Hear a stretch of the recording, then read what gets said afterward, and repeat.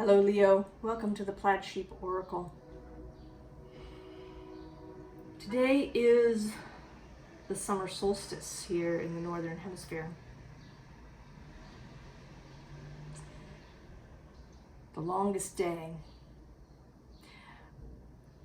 And you, Leo, the sunniest sign, the sign of the sun, came out today. And you have an interesting reading. I've had to sit here for a little while with it to really understand.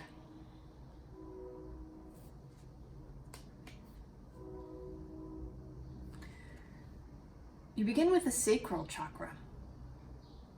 And it is certainly a very sunny feeling, but it is not the solar plexus chakra that is associated with the sun.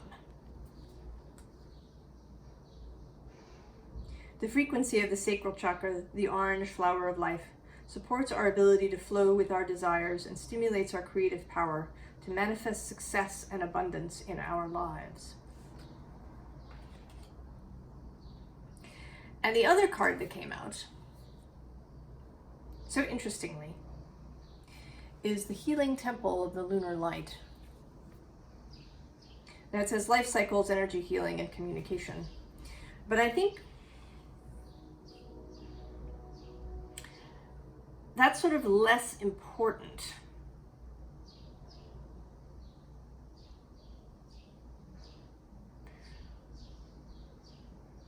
than this light within the structure and the sense of moon and emotion and feeling. But I was also drawn to the fact that the card is number 19, which is the Sun card in the tarot.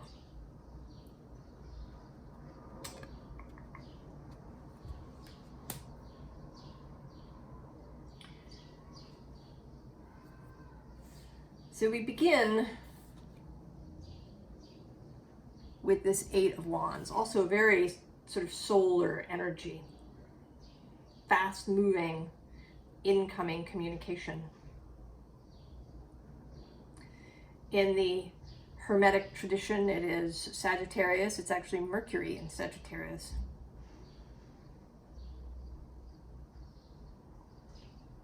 Incoming. But you, Leo, are this star.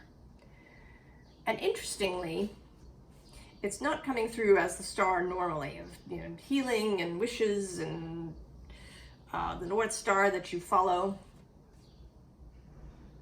It's more about the fact that you're here pouring water out.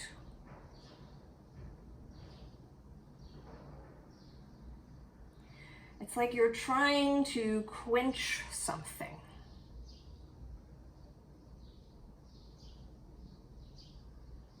You are preoccupied with this process of pouring out this emotion, this feeling, this salve, this balm. Water comes through that way too, the healing waters.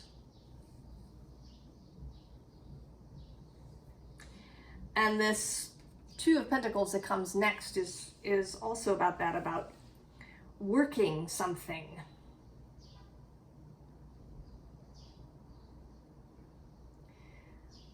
And I think perhaps you are preoccupied with trying to heal someone.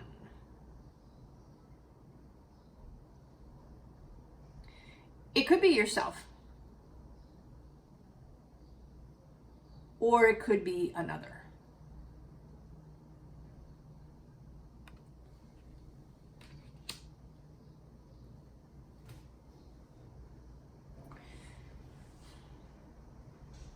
I feel like the second is more likely, but you should certainly go with whatever feels right to you.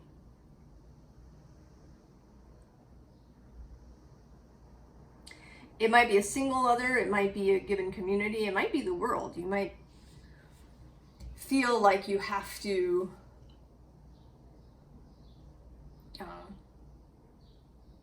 do something to help heal the world.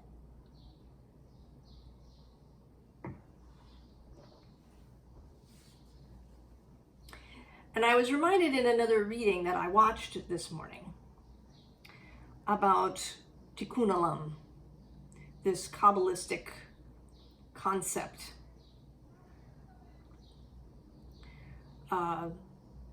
The doctor and author and healer Rachel Naomi Remen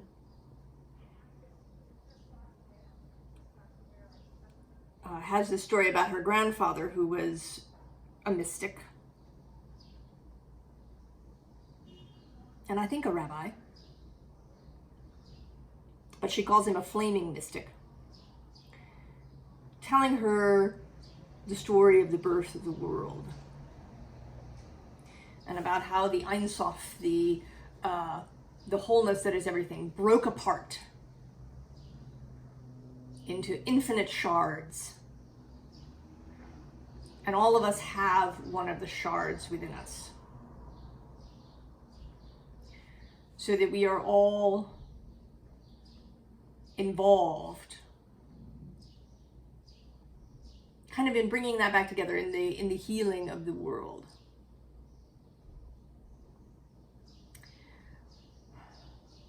And it's a lovely story, and at the same time,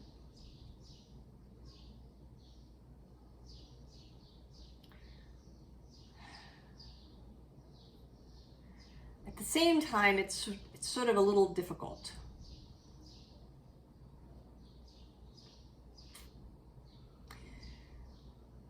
Because it could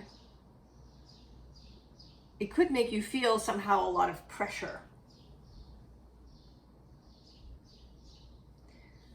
to correct, to always do the right thing.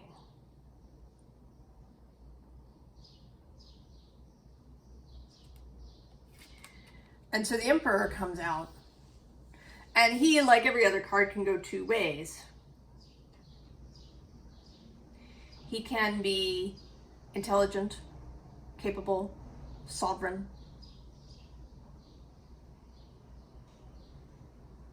knowing when to act and when not, able to delegate, knowing what is his to do and what is not, exerting control in the right places, mostly on his own mind. Or he can go the other way and attempt to control everything, attempt to fix everything. This idea of controlling everything, it doesn't have to be, or even power gone wrong. It doesn't have to be malicious. Or even, essentially for personal gain. One can get caught up in wanting to fix everything. That seems to be wrong.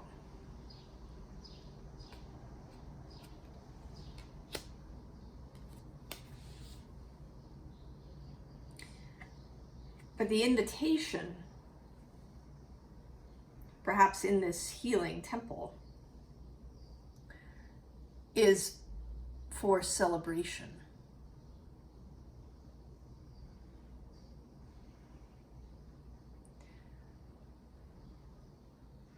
For drinking the water rather than continually pouring it out.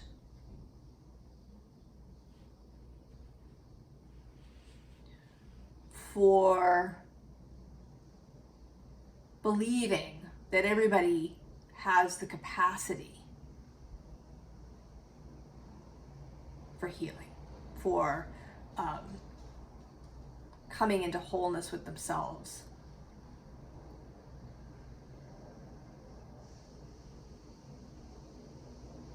So that they can have a life that feels good.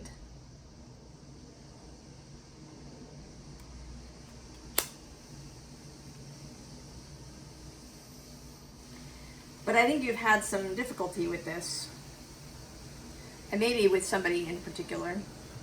We have this to the moon and back, and that's a saying, I love you to the moon and back.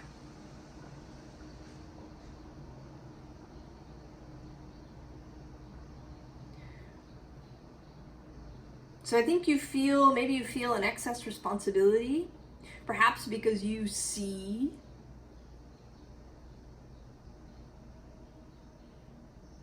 that you understand this idea of all of us creating our own reality,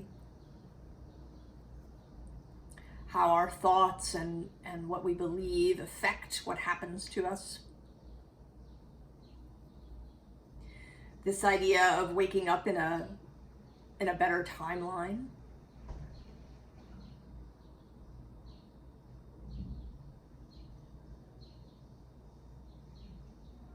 Where we can really enjoy our life and be creative.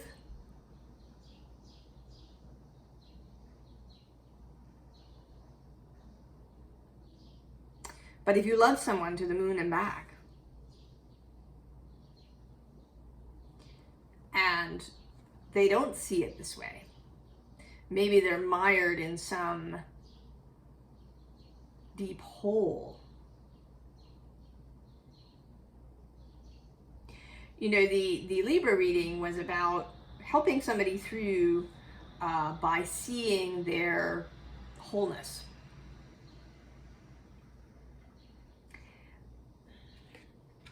But this, I think, is, the Libra was more about the other person and how to help. And this is more about how to help yourself. Because you, in this case, you are really caught up in this. Because we have this protective nest card.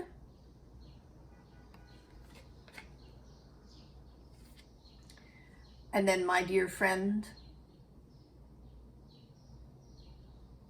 The deep friendship companion card. And then stranded.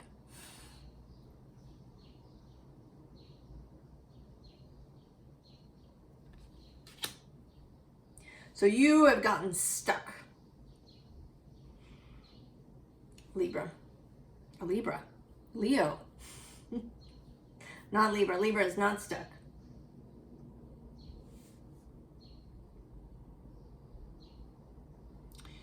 But the Leo energy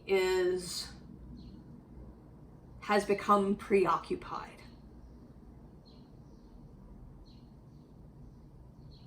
With this other person. And there is also an energy that can happen where we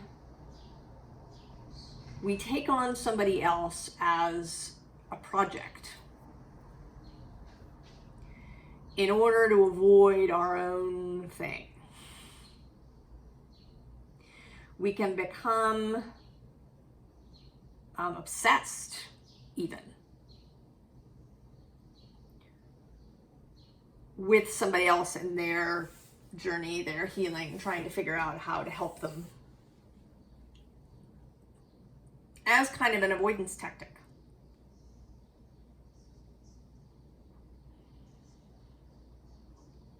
Because there's something about our own personal path that scares us.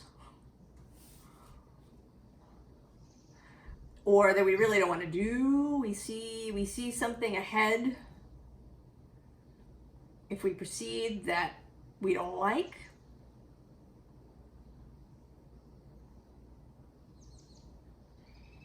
And so we choose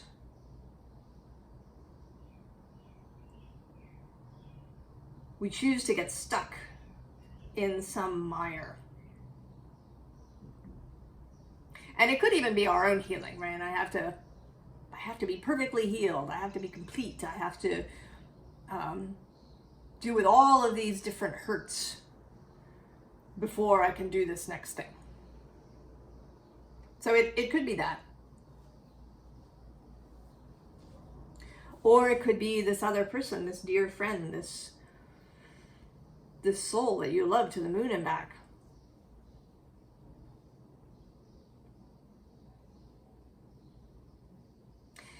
And I had the sense as I sat here with your reading before I started filming, wanting really to understand it, to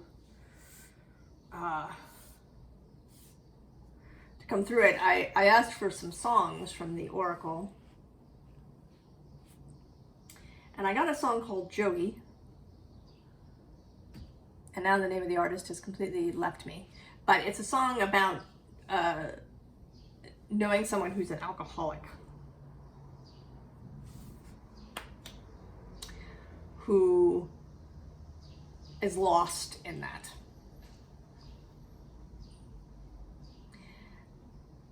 And so it may be that this person that you love to the moon and back is really lost,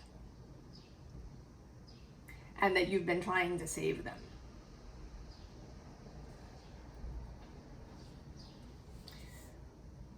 But that you've been getting caught up in that, so much so that you've become stranded right along with them.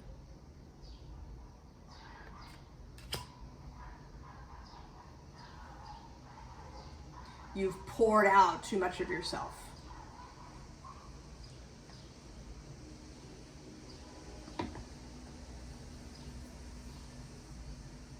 And there may be many reasons for that. It could be distracting yourself from your own thing that you don't want to do.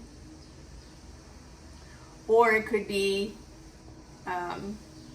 because you're afraid that you'll lose them if you don't fix them. Or because you feel like this is what a friend is supposed to do.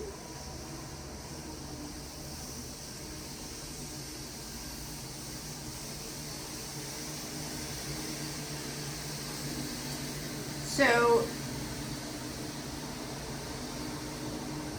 we have here this Two of Wands, and this is an interesting Two of Wands because it creates a focus.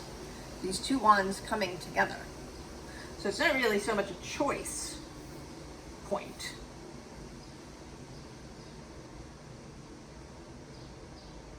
as a focus, as creating a focus for yourself, choosing to focus. And the unicorn is underneath.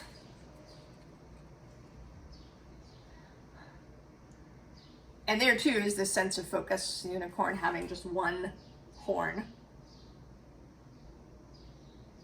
But also on the unicorn being a really joyful image, right? An image of sparkles and rainbows and fun. In the good tarot, the unicorn is the Seven of Fire, this fabulous, ready to take off kind of energy. And then at the bottom of the deck is the Sun.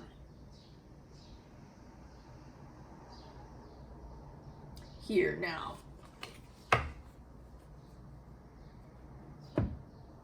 Your ruling planet.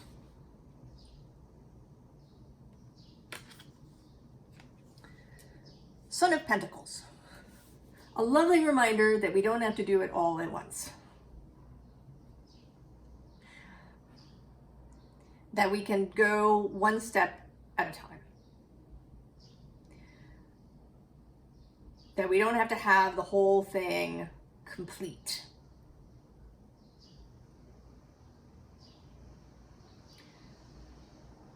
That every day we choose how to proceed.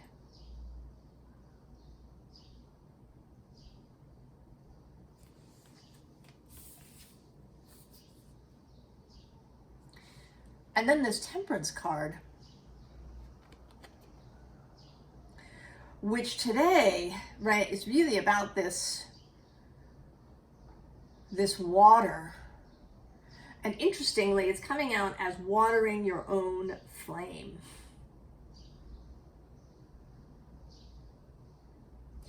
So rather than pouring this water out endlessly into something else, either into your own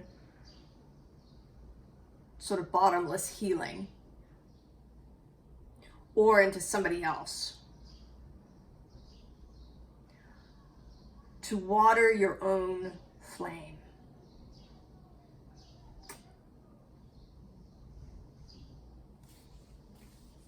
Water your own sacral chakra. And the sacral chakra feels very much to me like a combination of water and fire, because it calls to mind the womb, which is a watery space where a new life gestates. Life begins in water, but there is also the spark of the flame.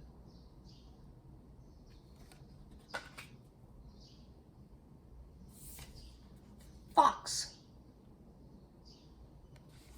Here, earthy, but fox also feels fiery to me because they're usually red foxes, auburn haired, and there's a quickness to fox energy, a kind of wand energy. I may be influenced too that in the Shadowscapes Tarot, the wands are the foxes. Foxes appear in the wands cards.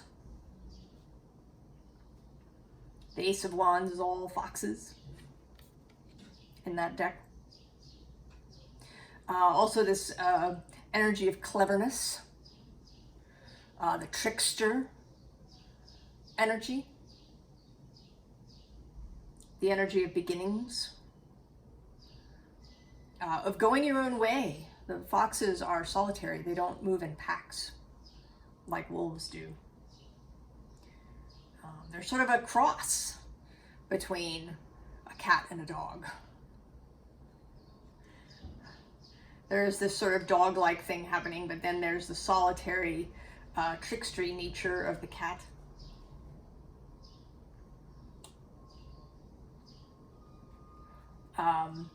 Vixen.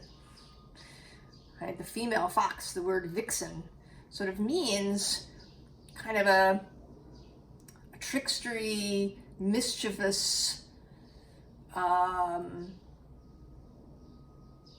saucy female, right? The vixen energy.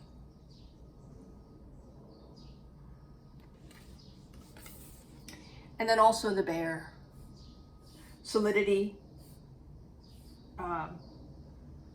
responsibility, reliability, the ground, the earth.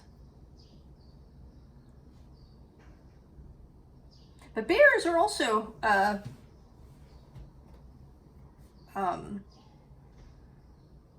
more mobile than that. I think, you know, the bear sleeping through the winter is often the energy, but bears can move fast. They can climb trees.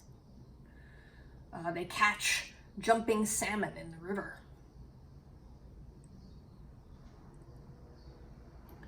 So there's a little fire in the bear too.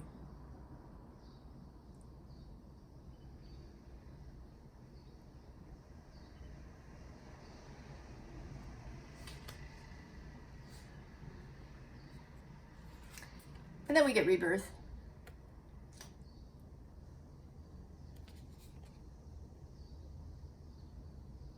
And this certainly is a joyful card, and a very airy card. She's wearing this raven headgear, and under her is the guardian. So the emperor kind of reappearing here in a more earthy way. And we have the fox here.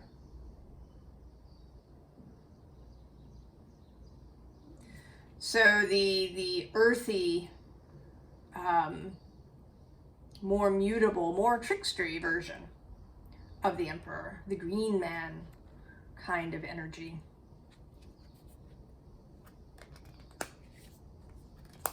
And at the bottom, the Ace of Water. Watering yourself, Leo. choosing to move forward in spite of fear, in spite of having the sense that you're going to be leaving somebody behind.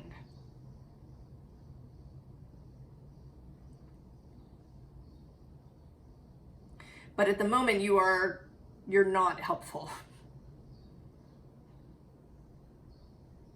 When you get mired in this place, you stop being helpful.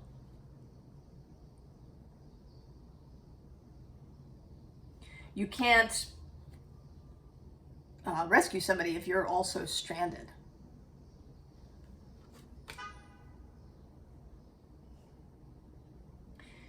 And this is not to say that you are abandoning this person, but you're going to change tack.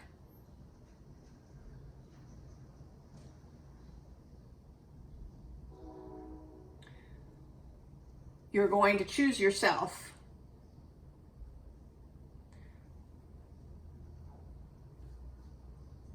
so that you can be a place of strength.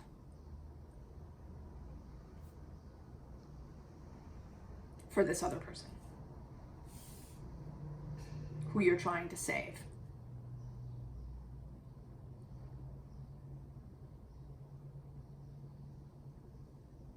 You know, the healing temple doesn't wander around looking for people. It's just there. It exists.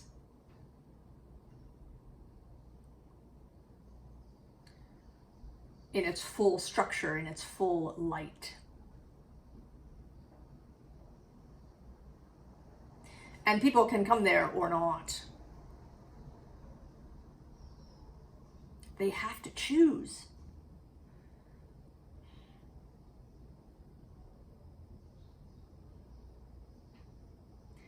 It can be hard to accept that. Painful. It can be painful to accept that we can't just yank somebody up.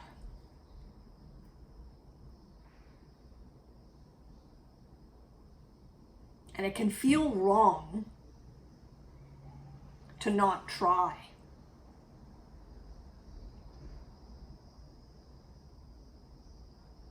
But beyond right or wrong is what is effective.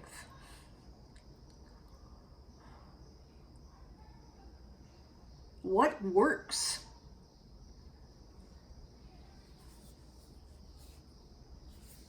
And pouring everything out and staying stuck with this person is not helping anybody. So here the sun reappears.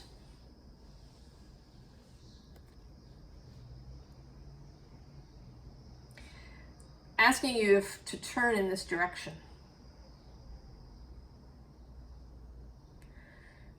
To turn in this direction to accept the gifts that exist. To accept your own joy, Leo. To accept that you can be joyful in spite of the fact that someone that you care about is suffering.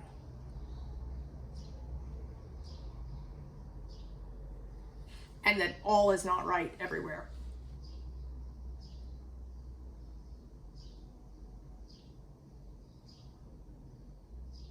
But that the only place that you can be effective is within yourself. To be you as strongly as possible. To turn your attention, craftsman of air, to what it is that you do, to what you're best at, to what calls you, to where you are in flow.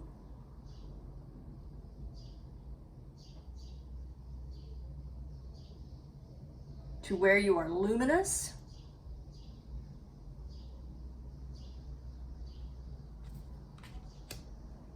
To take whatever practical steps exist for that. And then to just be yourself, Leo.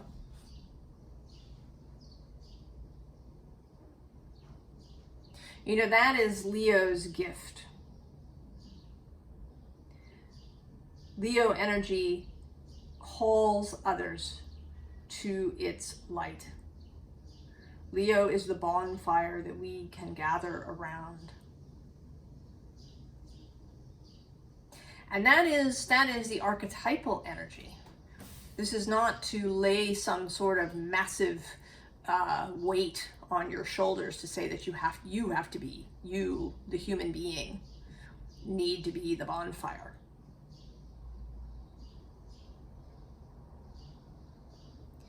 It is Leo energy, the more vast idea that can come through you.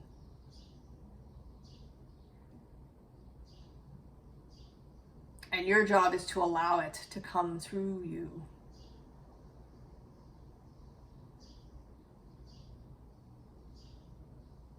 You are not bearing that whole weight.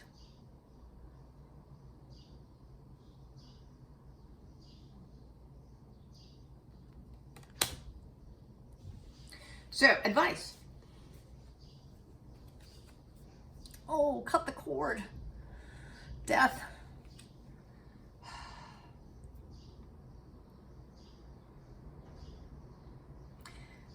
To cut that cord that's keeping you stranded. You are not, I stress again, abandoning someone to their fate.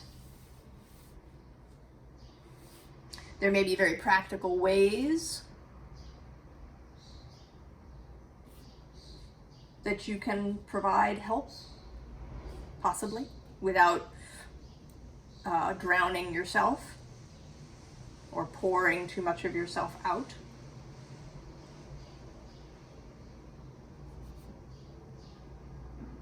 But it may be that you just being you as much as you can be inspiring. Right? If you continually choose the path of what you love,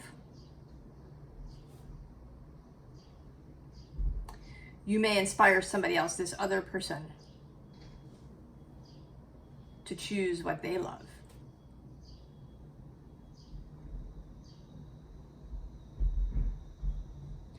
For them to make choices from love rather than fear. If you make choices from love and expansion and creativity and flow rather than from fear or obligation or anxiety,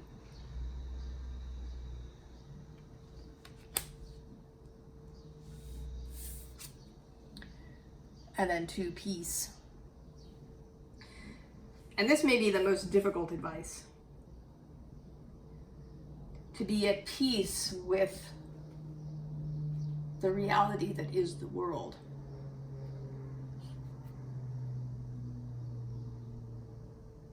That we are all here individually. We can help one another, but ultimately, each of us is responsible only for ourselves.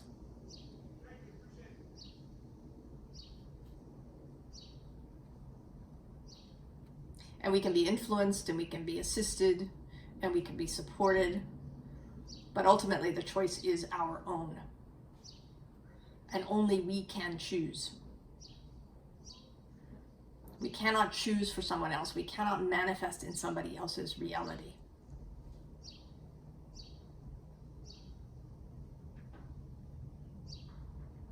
And this can feel very painful to watch.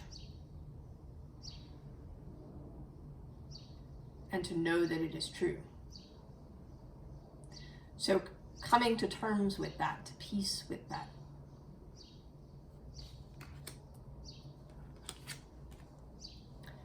And then the priestess.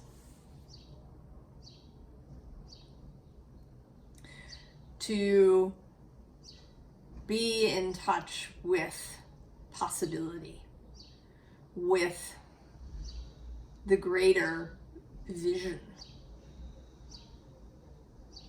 of our wider self that can see possibilities that we cannot.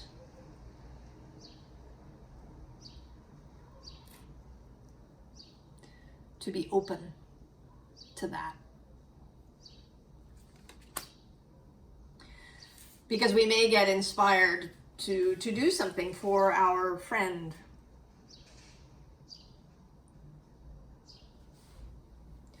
But only if our channel is clear. And the channel is not clear if you remain in this stranded position with your person.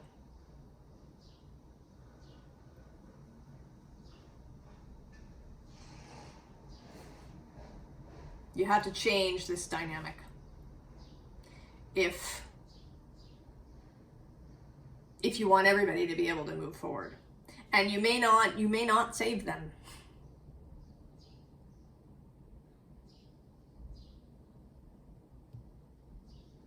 That's another thing to come into peace with.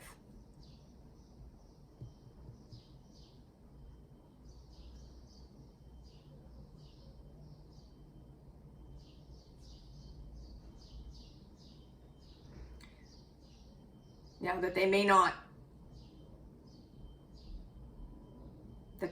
surface.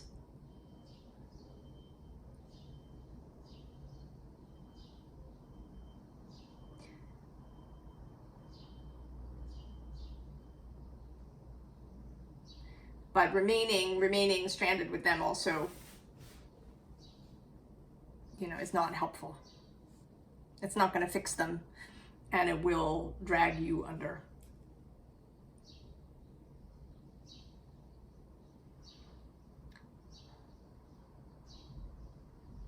So Leo, choose to move forward for yourself. Choose to go into your own flow.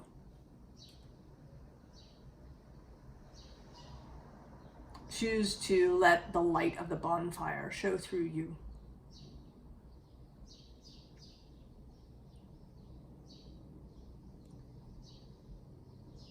I wish you all of the very best, Leo. I do feel you.